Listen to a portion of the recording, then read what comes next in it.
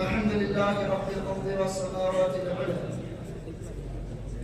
والصلاة والسلام على نبينا المصطفى وعلى آله وصحبه الذين اهتدوا بالهدى وعلى من تبعهم بإحسان إلى يوم الدين. أما بعد،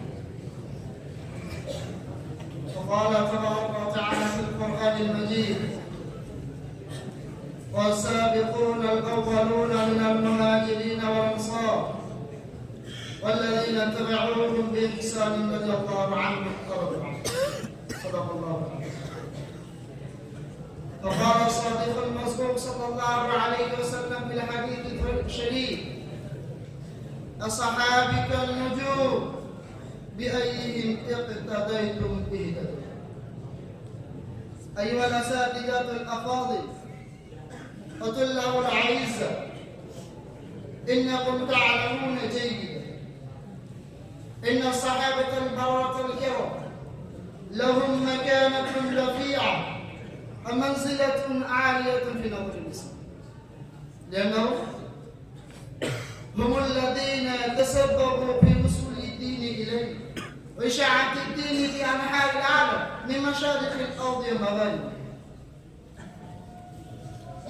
فقال عز وجل: والسابقون الأولون من المهاجرين والأنصار والذين اتبعوهم بإحسان رضي الله عنهم ورضوا عنه.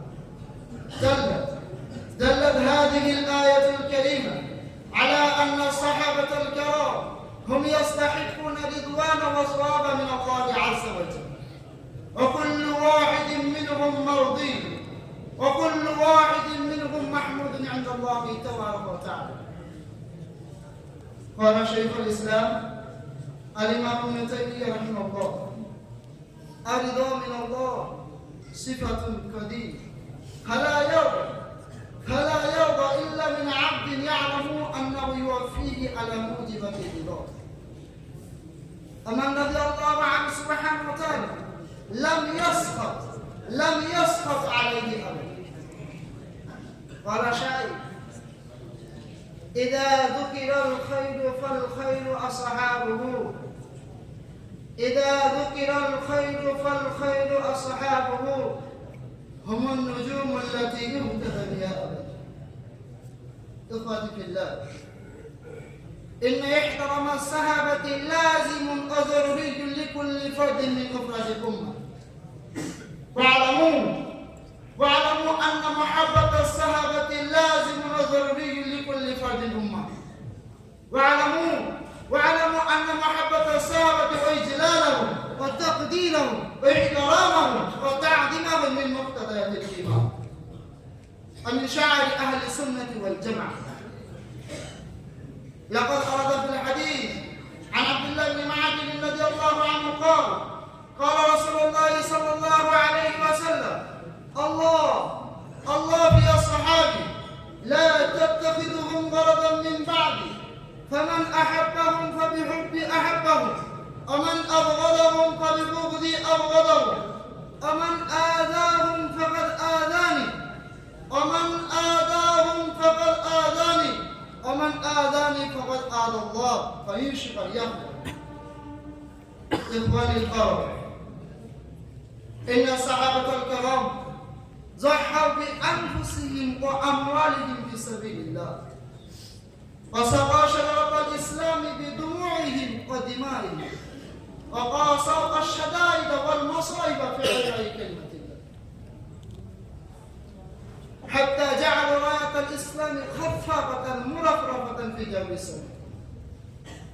فلقد وصفهم القرآن وصفا بليغا: محمد رسول الله والذين معه شداء على الكفار رحماء بينهم تراهم ركعا سجدا يبتغون فضلا من الله ورضوانا سيماهم في وجوههم من أثر السجود ذلك مثلهم في التوراة ومثلهم في الإنجيل كزرع أخرج شطأه فآذره فاستغلظ فاستوى على سوقه يعجب الزراع ليغيظ بكم الكفار.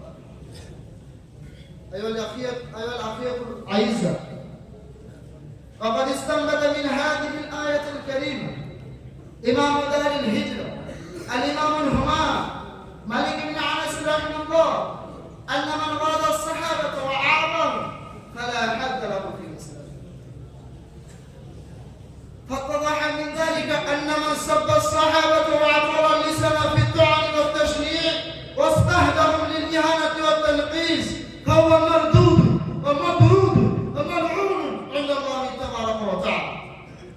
قال الإمام أبي زرعة رحمه الله: إذا رأيت الرجل ينتقص أحدا من أصحابه صلى الله عليه وسلم فاعلم أنه زنديق، وذلك لأن الرسول حق، القرآن حق، وما جاء به حق، وإنما بلغنا ذلك كله الصحابة رضي الله عنهم، فهؤلاء يريدون يهدموهم ليبطلوا الكتاب والسنة. والله لا يمكن. الله يحفظنا ويحفظكم من سوء الظن. آخر دعوانا الحمد لله رب العالمين.